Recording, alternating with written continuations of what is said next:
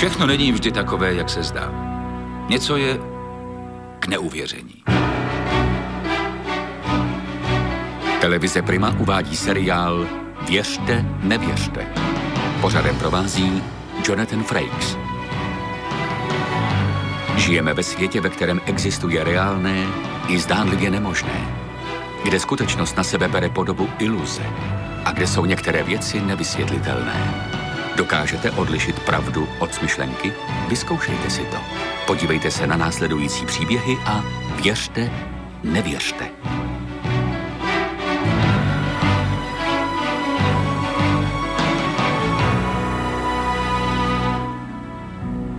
Tento obraz je už více než století hádankou.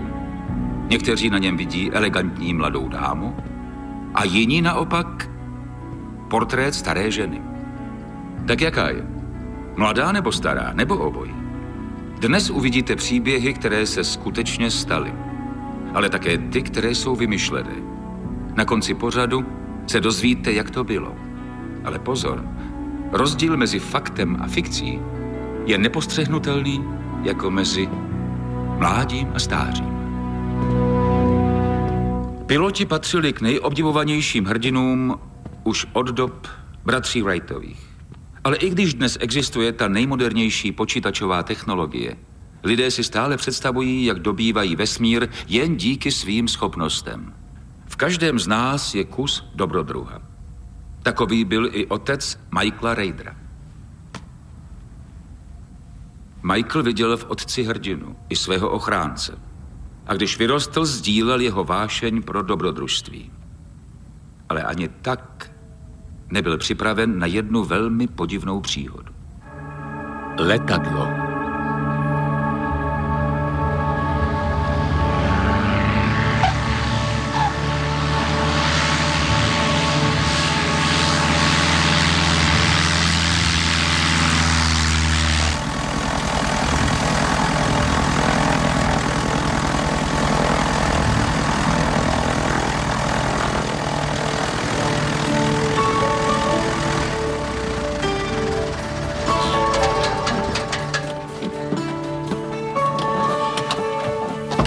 Nebyl jsem na tomhle malém letišti už pěkně dlouho.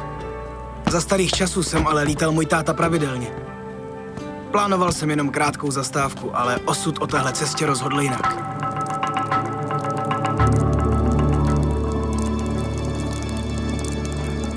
Jak jsem se blížil k Rogerově kavárničce, zaplavila mě vlna vzpomínek. Znal jsem Rogera už od dětství, takže když mě požádal, abych pro něj doručil balíček, vůbec jsem neváhal. Ahoj. Michael, já tě vidím, chlapče. Dáš si kafe? Jo, rád. Fajn. Tak tu máš. Poslyš, moc ti děkuju za ten balíček, díky. Rogere, vždyť jsi jako moje rodina. Jak jsem tě viděl přicházet, strašně si mi připomínal svýho tátu. Jo, pořád na něj myslím. Jo, táta byl skvělý chlap. Jeden z nejlepších pilotů. Pořád mi chybí. Mně taky. Jdu pro ten balíček. Jo.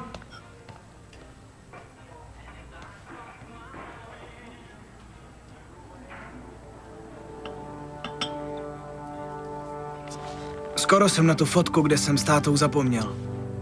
Tehdy mi dal svůj odznak, pilotní křidélka. Když jsem je před pár lety ztratil, moc mě to mrzelo.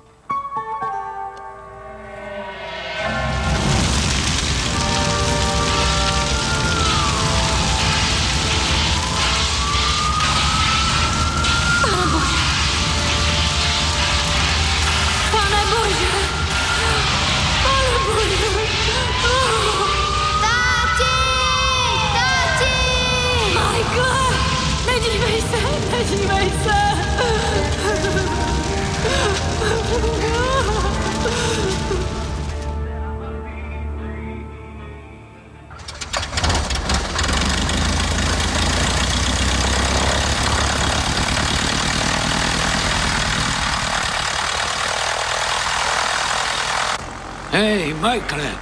Co je? Nebere ti někdo letadlo? Sakra.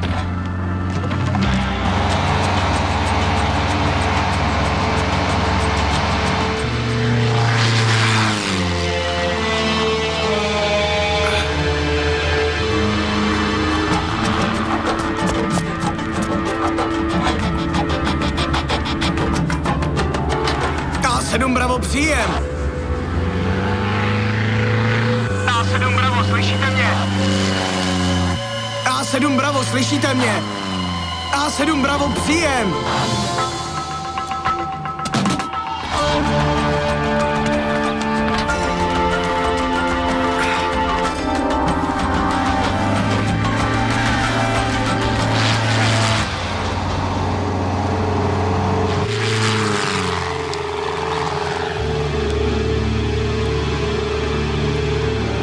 Kdo ukradl to letadlo? Nevíš, že mu uniká olej.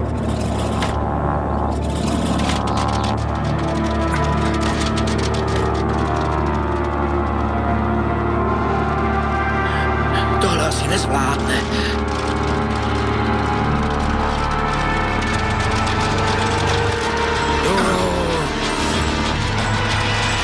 Sakra!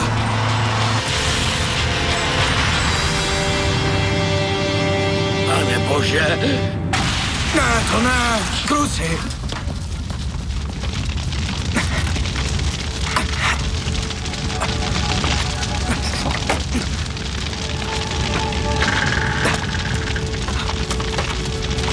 Co je? Je prázdná!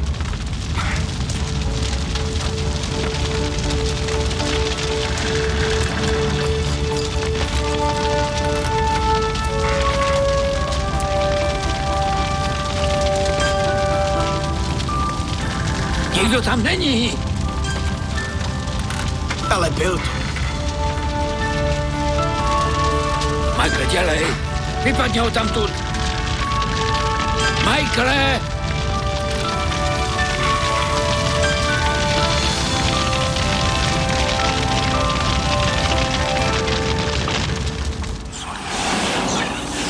Jak může letadlo letět samo? Nechal Michael běžet motory a nastaveného autopilota? Pokud ano, jak se ta pilotní křidélka objevila v kabině? Vždyť je Michael ztratil už před léty.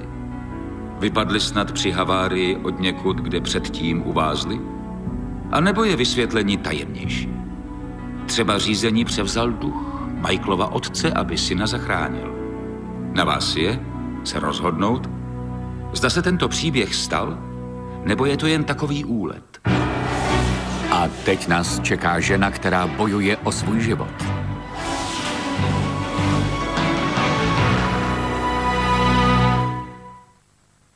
Trezor. Užitečná věc, pokud patříte k těm lidem, kteří mají doma střelnou zbraň. A když už ji máte, musíte dát pozor, aby se nestalo nějaké neštěstí. Tom Norths uchovával takhle svou zbraň celá léta. Byly zde náboje, návod na použití a zbrojní pas. Vychovával 2 děti a nic se nestalo. Zamčená skřínka byla uschována stranou, ale nastal čas, kdy ji bylo třeba vyndat a začít chránit domov před nepřáteli. Tento příběh je o zbrani, předtuše nejstrašnějších událostí a o největším nepříteli, o strachu. Zbraň. Věděla jsem, že dřív nebo později bude Tom chtít, abych se zbraní naučila zacházet. Obzvlášť, když v okolí docházelo k tolika loupežím. Já jsem se tady doma vždycky cítila bezpečně. Ale nejdřív přepadli lidi na konci ulice, pak rodinu naproti nám a potom přímo naše sousedy. Najednou už jsem se necítila tak bezpečně jako dřív. Tom mi tu zbraň chtěl dát už dřív. Dokonce ji vzal i na střelnici vyzkoušet, jestli je v pořádku. Ale já jsem se zbraní bála a ani jsem nevěděla, zda bych dokázala zmáčknout spoušť.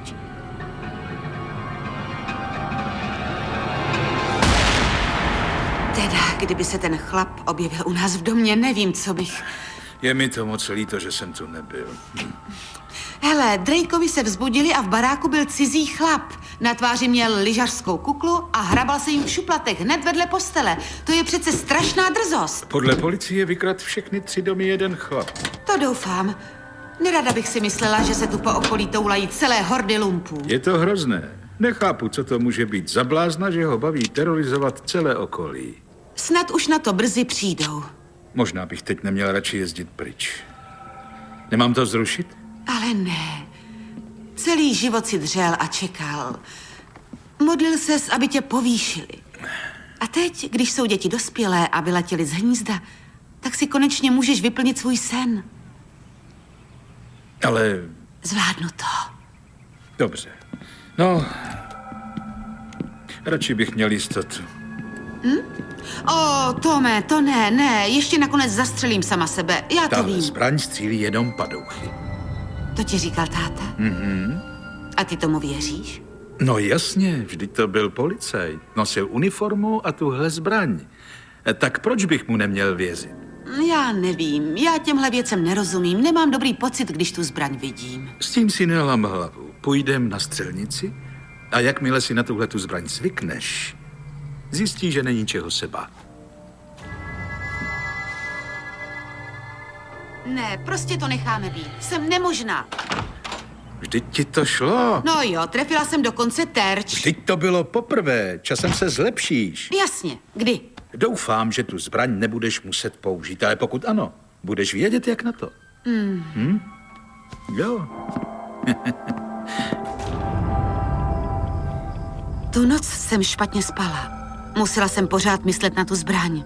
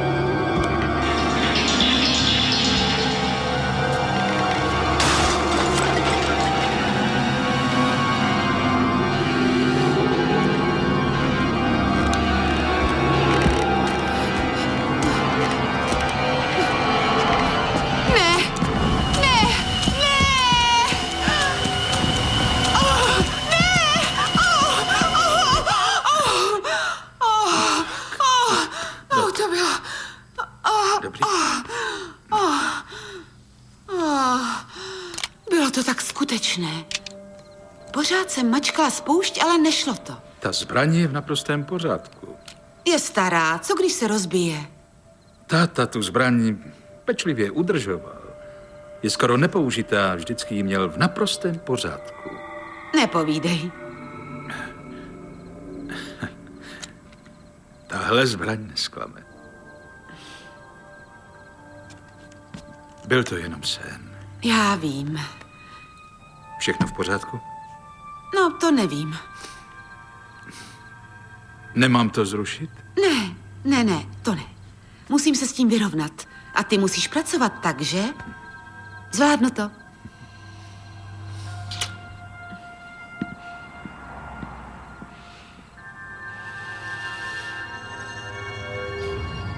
O pár dní později Tom odjel a já musela svůj hrozný sen prožít znovu. Jenže tentokrát to nebyl sen.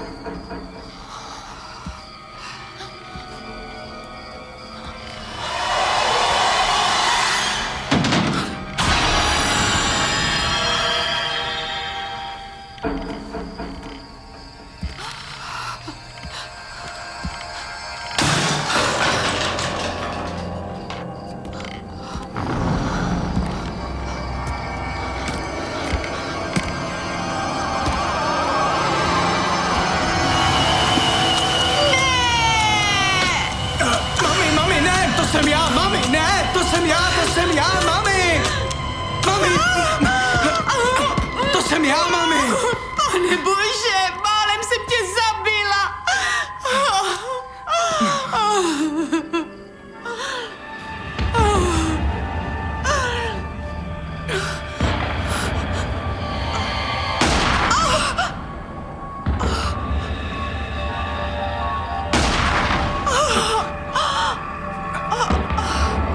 Nemohla jsem tomu uvěřit, ale ta zbraň střílela úplně sama a sama si našla svůj cíl.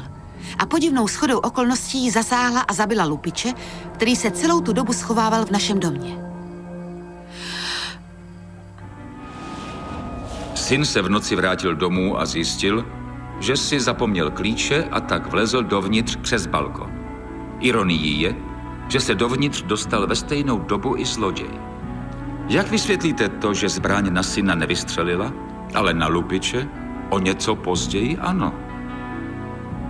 Je možné, že by zbraň měla speciální pojistku? Že zbraň střílí jen na nepřítele? A nebo si tuto zbraň vymyslel náš scénárista? Další příběh je o malíři, který je nadán tajemnou silou.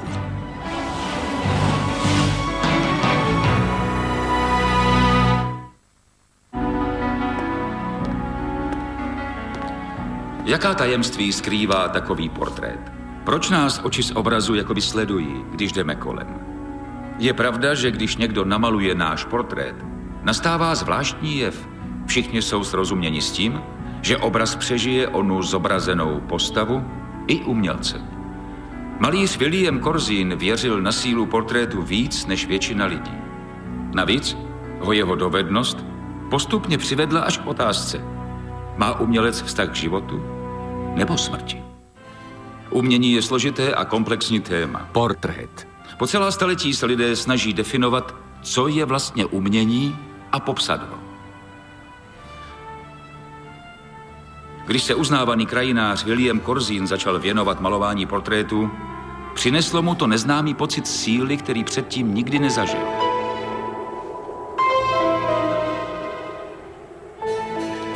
Teď uvidíte podivuhodný příběh umělce, jehož požehnáním, anebo možná prokletím, byla velice zvláštní síla, která navždy změnila jeho život i život mnoha dalších.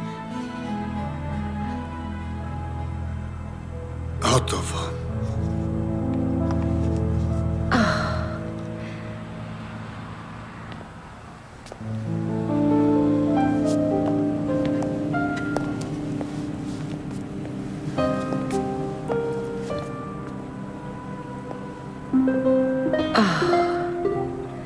Williame, to je nádhera. Ve středu to bude hotové. Ve středu? Nevyhovuje vám to? Ne. Nemyslela jsem, že to bude tak brzy. Jakou tajemnou sílu měl ve svých rukou William Corzine? Jaká tajemství obraz ukrýval? A proč si Edith Watersnová, stejně jako ostatní, dokončený portrét nikdy nevyzvedla? Emmy, je něco špatně? Nic není špatně. Byl jsi vyvolen. Ty máš zvláštní dar. Williamovi pochyby rostly, ale s nimi rostla i jeho pověst. Šeptanda roznesla zprávu o jeho zvláštním daru mezi skupinu lidí, kteří měli jedno společné. Prosím, nepřestávej. Maluj dál. Dobré zprávy, Danieli.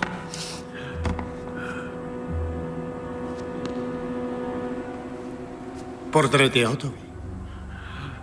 Myslím, že je dobrý. Děkuji.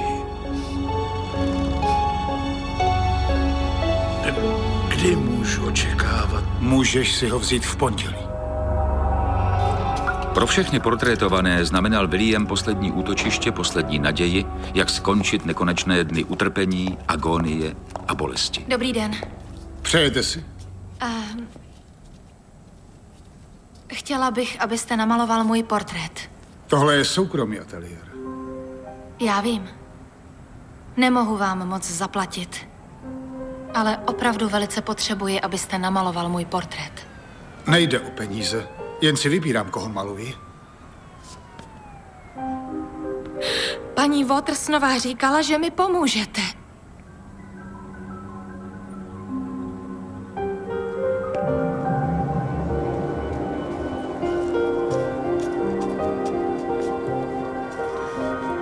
A tak začal ihned malovat její portrét. Snažil se ze všech sil, aby na plátně zachytil jejího ducha.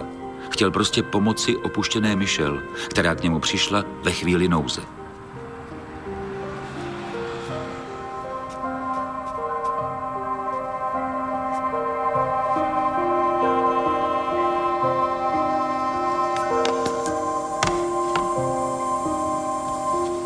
Hotovo? Váš portrét.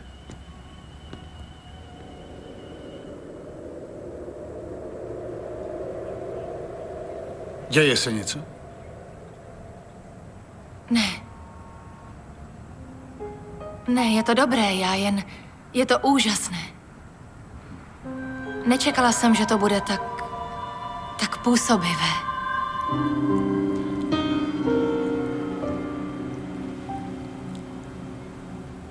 A kdy si to můžu odnést? Můžete přijít ve středu.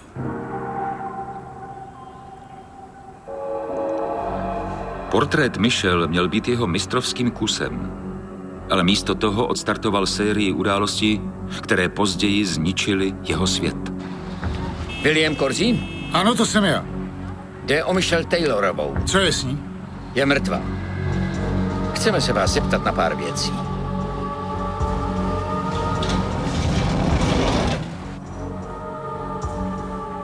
Prý byl poslední, kdo ji viděl naživu.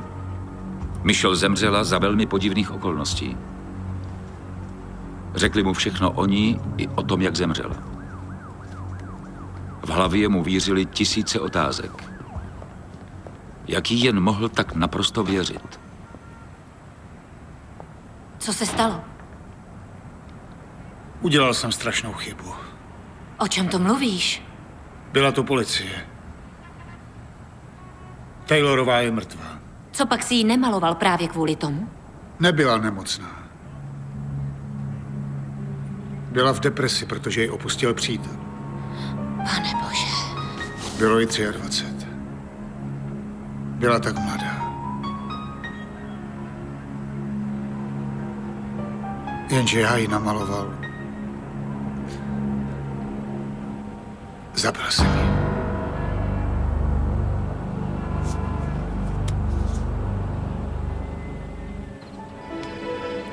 William se rozhodl namalovat poslední portrét. Pracoval bez ustání a tvořil dnem i nocí, dokud nebyl hotov. Bylo to bez pochyby jeho nejlepší dílo vůbec.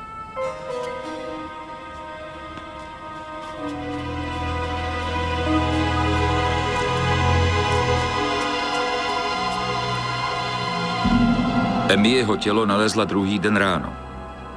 Pitva ukázala, že příčinou smrti byl infarkt. Jednalo se o Williamův zoufalý pokus uniknout spravedlnosti anebo poslední možnost uklidnit vlastní svědomí. Nevěřil, že by smrtelník mohl rozhodnout o životě a smrti? Měl William Corzine moc ukončit život portrétovaných osob? Nebo byla jejich smrt pouze následkem jejich špatného zdravotního stavu? Jak potom vysvětlíte smrt Michelle Taylorové? Mladé ženy v rozkvětu života. Jistě, byla v depresi a opuštěná a je známo, že deprese může způsobit i úmrtí jinak úplně zdravých lidí.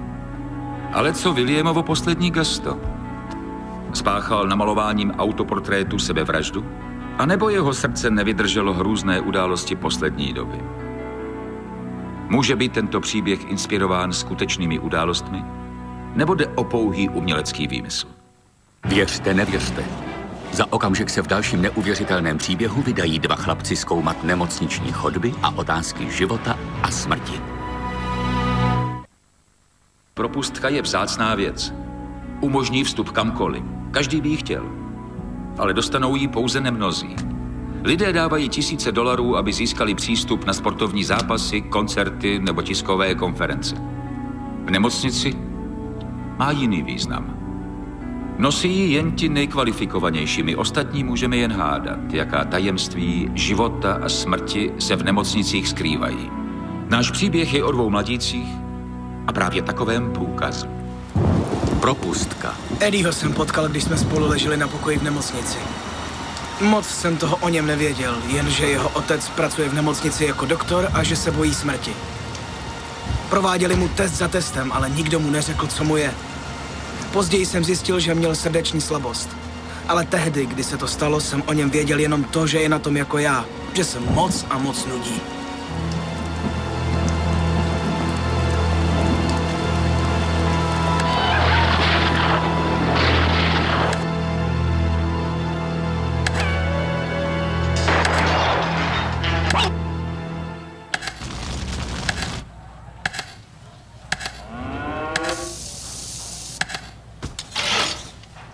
Eddie, necháš toho, zblázním se z tebe. 99 kanálů a nic na nich. Ahoj, synku. Ahoj, tati. Jak se vede, Kevine? To úžasně, doktore, není nad to dát si k obědu pěknou porci herachu. To tedy jo. Aspoň tu neprší. No, to je útěcha. Hele, tati, když tady pracuješ, co kdybys mě pustil domů? Promiň, ještě jeden den. Říkal jsi, že to nic není. Určitě ne, jen musíme udělat ještě pár testů. Jen jeden den, jo? Slibuj. Musím jet vyzvednout mámu a Čeda. Zráče. Dobře se vyspí, ano? Tak naschle. Měj se, Kevine. A co když mám nějakou smrtelnou chorobu? Táta mi něco zamlčuje. To by byla paráda, měl bych pokoj sám pro sebe. Co to děláš? Táta by neměl nechávat věci jen tak po kapsách. Ty jsi to ukradl? Řekněme vypůjčil. Musíš to vrátit. Dneska to nebude potřebovat. Proč se trošku nepobavit? Jestli máš strach, můžeš tu skejsnout a čučet na reklamy. Táta tu pracuje od chvíle, co jsem se narodil. A já znám v téhle nemocnici každý kout. Vím o místě, kde jsi nikdy nebyl. Ahoj. Pšt. Klídek.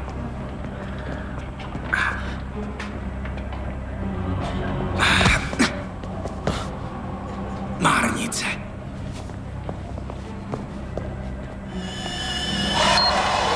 Jdeme.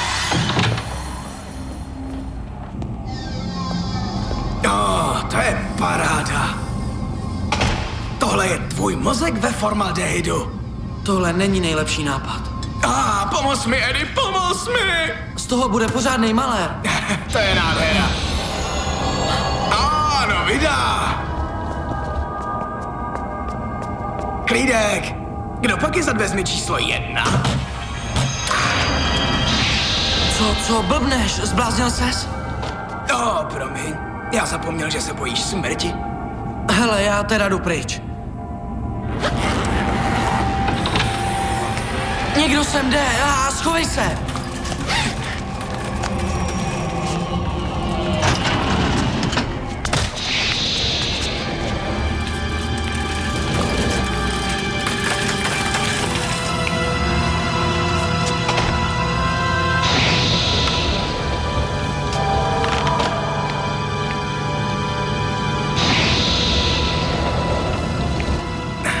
Čistý vzduch. Vylez. Koho pak to přivezli? To stačí, odcházím. Ne. Nejdřív to otevři. Ani náhodou. Nebuď takovej sráb, otevři to. A co úcta k mrtvým? Tomu už to vadit nebude. Otevřu to a pak jdem, jo? Máš moje slovo.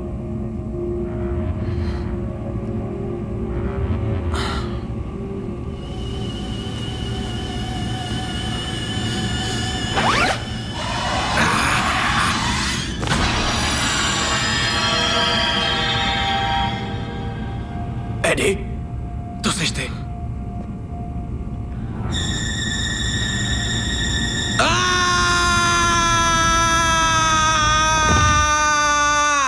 Když jsem se probral, Eddieho jsem neviděl, ale slyšel jsem sestry. Představ si, že doktor Anderson ztratil během jediné noci 2 syny, Chada i Eddieho. Co se stalo? Skutečná tragédie. Představ si, když včera vezl rodinu, měl havárii. Jemu ani manželce se nic nestalo, ale Chad byl na místě mrtvý.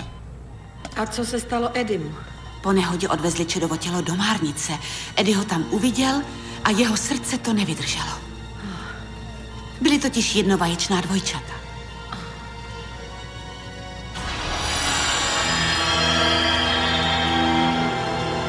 Nikdy na Eddieho nezapomenu. Ani na tu hroznou noc.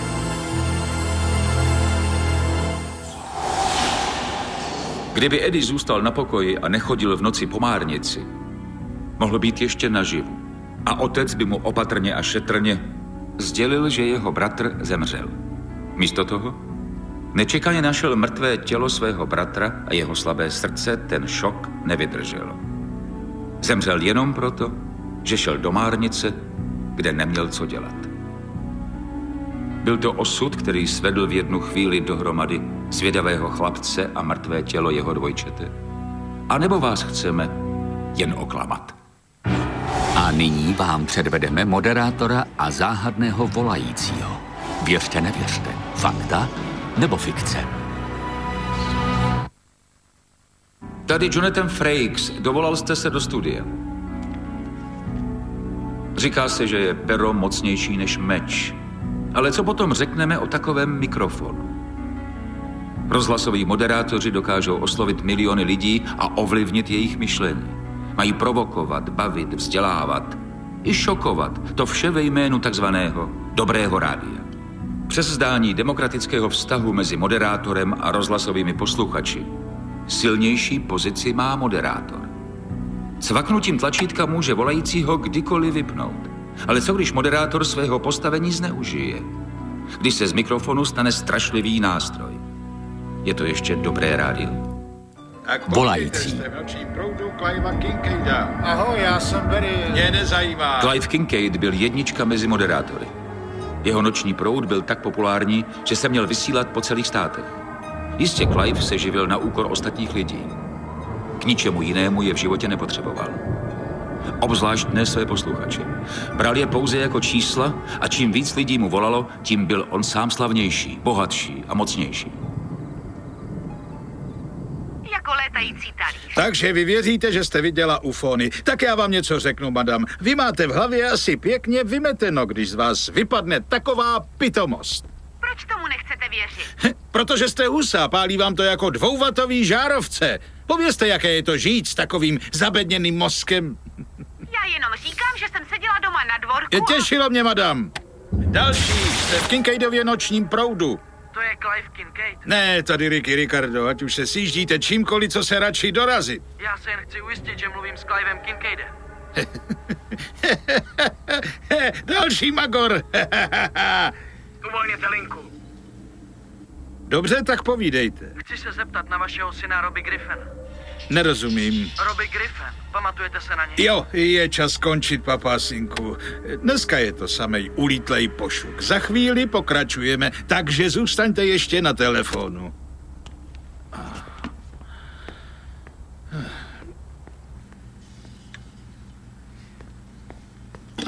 Clive, máme tady problém.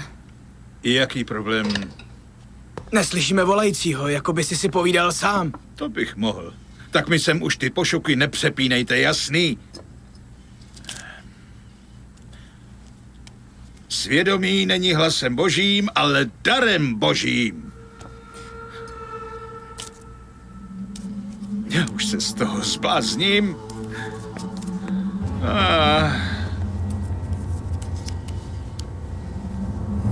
Má pravdu.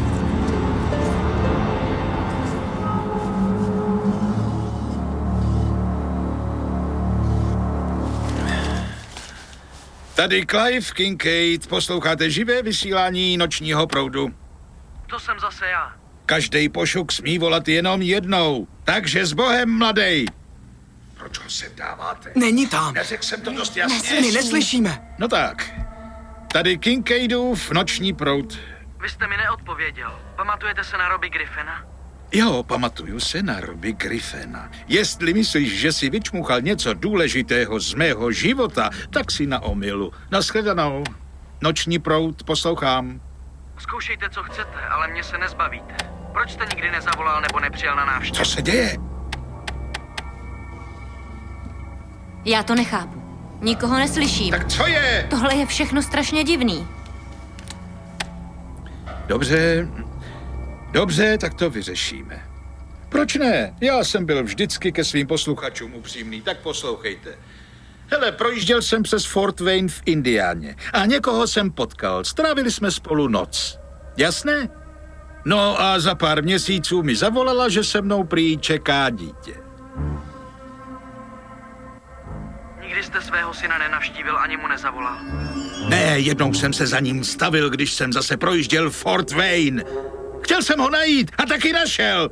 Jel jsem se podívat k němu domů. Viděl jsem, jak si tam házel tenisákem mozeď. Vypadal úplně jako já. Chtěl jsem jít za ním, ale neměl jsem odvahu. Něco jste vynechal. Měl jsem baseballovou rukavici. Kdo je tam? To jsem já, tati. Robbie. Robbie je mrtvý. Zemřel loni v létě. To je schýza. Kdo je sakra Robbie? Nevím, musíme něco udělat.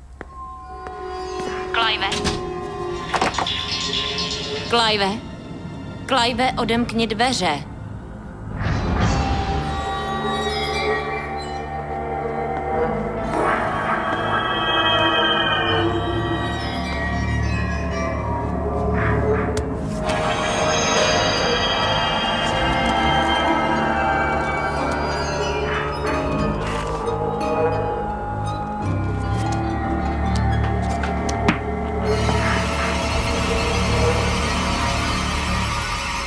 Na co se to dívá?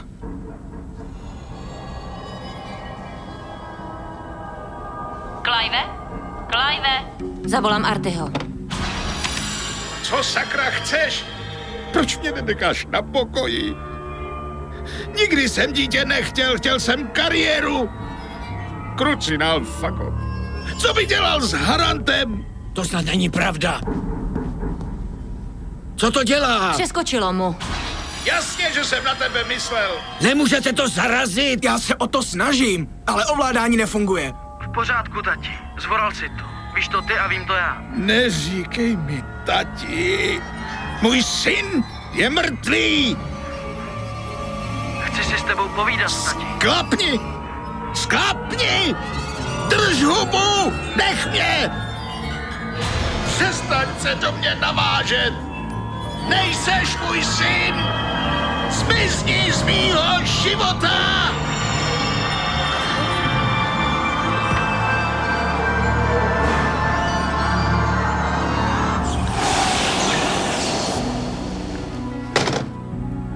Čí byl ten hlas v telefonu? Byl to skutečně duch mrtvého syna, kterého Kincaid před lety opustil? Dělo se něco neobvyklého, protože přesně v 10:25 Blesk vyřadil z provozu linky vedoucí do studia.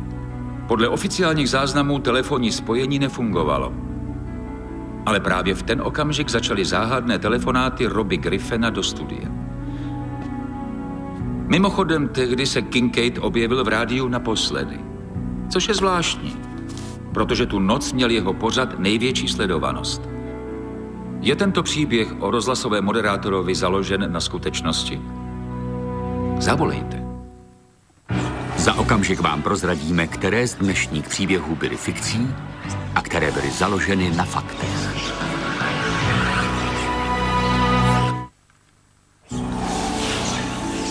Podívejme se, které příběhy byly inspirovány skutečnými událostmi a které byly vymyšlené. Byl příběh o pilotovi, jehož letadlo samo vzlétlo a pak havarovalo, čímž mu zachránilo život. Jenom fikce?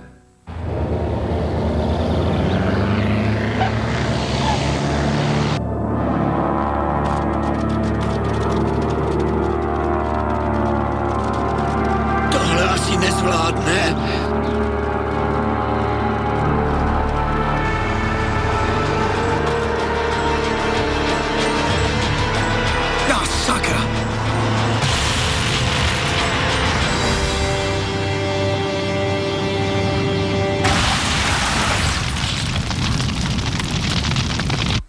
Byl tento příběh inspirován skutečností? Ano. Podobná věc se opravdu stala.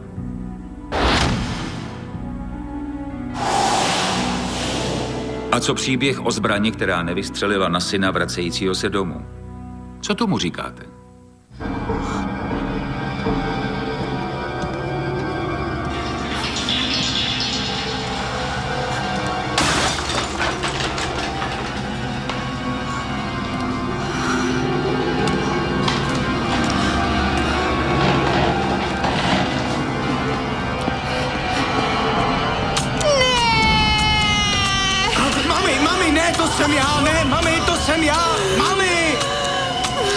Ano, příběh o zbrani, která nestřílela na nevinné lidi, byl založen na podobné události.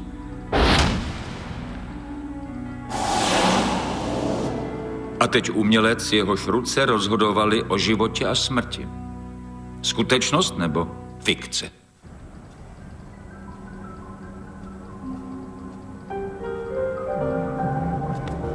Chtěla bych, abyste namaloval můj portrét. Ale tohle je soukromý ateliér. Nemohu vám moc zaplatit, ale opravdu velice potřebuji, abyste namaloval můj portrét. Nejde o peníze, jen si vybírám, koho maluji. Paní Watersnová říkala, že mi pomůžete.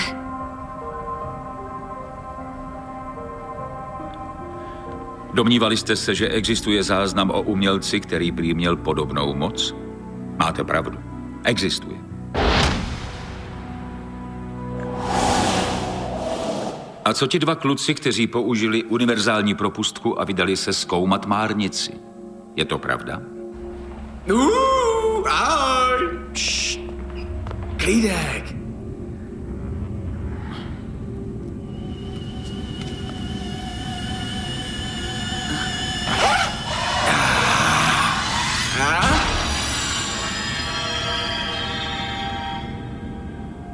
Eddie, to jsi ty.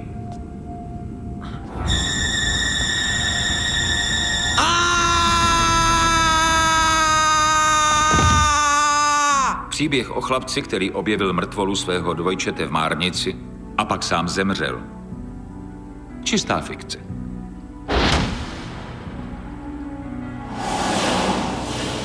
A co soudíte o moderátorovi, kterého pronásledovali telefonáty od mrtvého syna?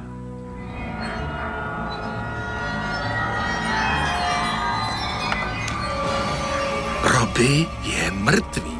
Zemřel loni v létě. To je schýza. Kdo je sakra Robbie? Nevím, musíme něco udělat.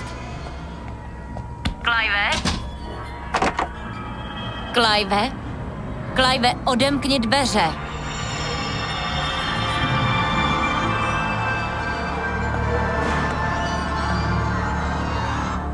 Stal se opravdu příběh, na kterém jsme založili tuto duchařskou zápletku? Nikoli. Tohle se nestalo.